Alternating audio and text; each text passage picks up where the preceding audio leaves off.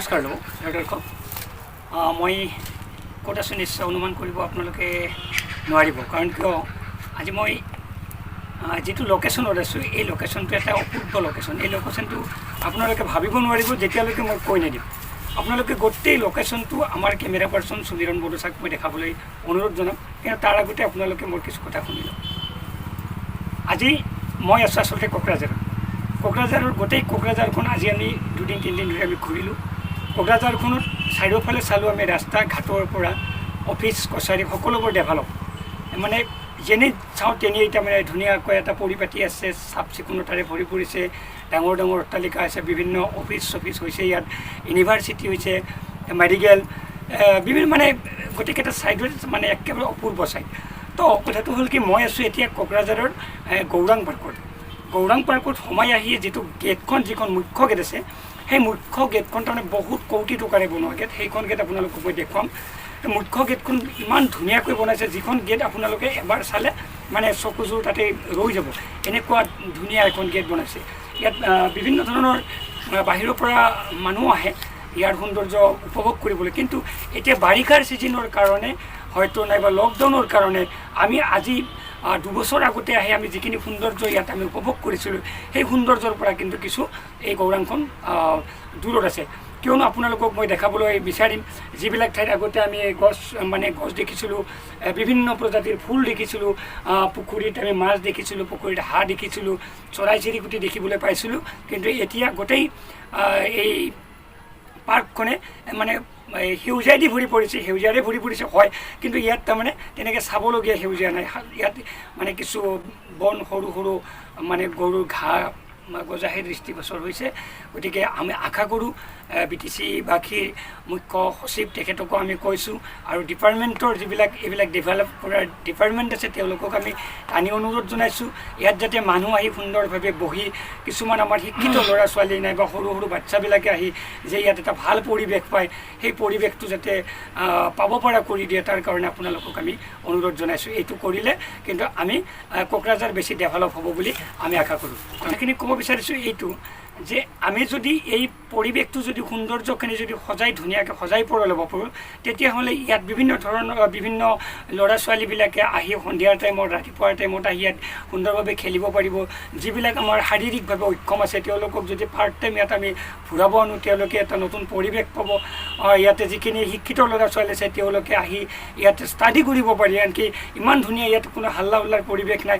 আৰু অন্য পাৰ্কতকৈ ইয়াত যিটো আজিকালি কিছুমান পাৰ্কত কিছু অন্যান্য কিছুমান পিকচাৰ আমি দেখিবলৈ পাওঁ, সেই পিকচাৰটো কিন্তু আমি ইয়াত দেখিবলৈ পোৱা নাই। সেইকাৰণে ভাল লাগিছে।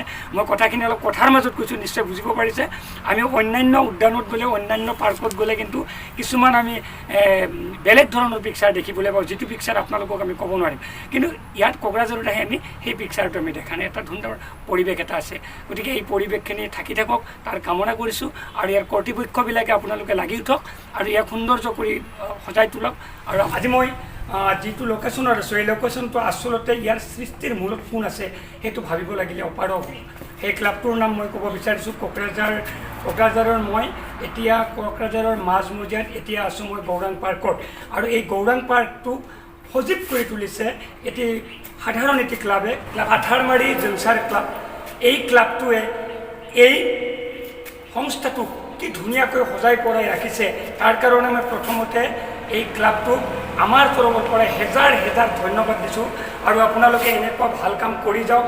আপোনালোকৰ যিবিলাক কৰ্তৃপক্ষ আছে, এই ভাইটি দুজন আজি মৰলগৈ আছে, এওঁলোকক মই বৃহত্তৰে কৈছোঁ যে আপোনালোকে এইবিলাক কাম কৰিলে আপোনালোকৰ ভাল ফল এদিন পাব।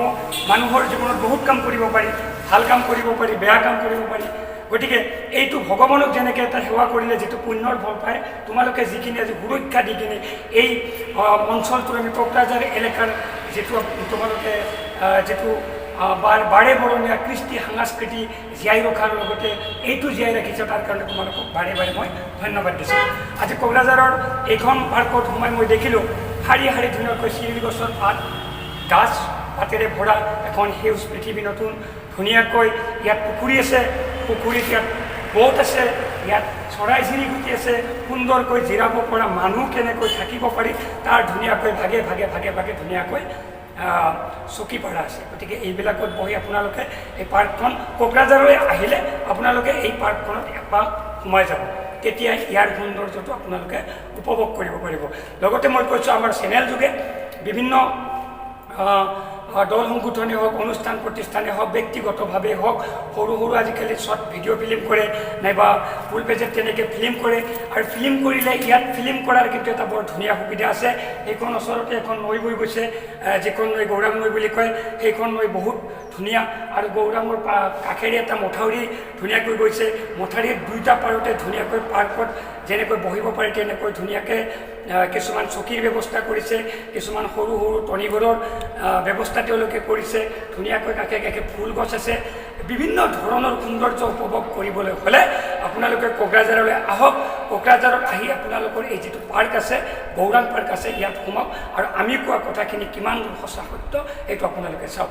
আৰু শেষত মই আমাৰ চেনেলৰ যোগে কোকৰাঝাৰ বৃহত্তৰ কোকৰাঝাৰ অঞ্চলবাসীৰ যিসকল শিক্ষিত সমাজকৰ্মী আছে, এই শিক্ষিত ব্যক্তি আছে, আপোনালোকে বিভিন্ন ধৰণে দিহা পৰামৰ্শ উক্ত ক্লাবটোক দিয়ক আৰু তেওঁলোকৰ ক্লাবৰ সদস্যবিলাকেও ভালকৈ লাগি পাৰি উঠক।